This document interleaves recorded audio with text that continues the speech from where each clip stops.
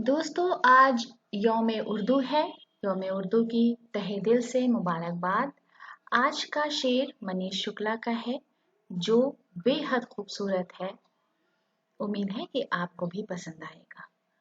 बात करने का हसीन तौर तरीका सीखा, बात करने का हसीन तौर तरीका सीखा, हमने उर्दू के बहाने से सलीका सीखा।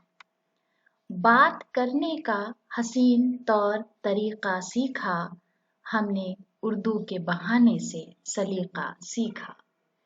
दोस्तों सलीके का मतलब होता है शिष्टता, सभ्यता, ढंग, व्यवहार, शऊर, सलीका, हुनरमंदी और इंग्लिश में मैनर्स, एटिकेट और पोलाइटनेस।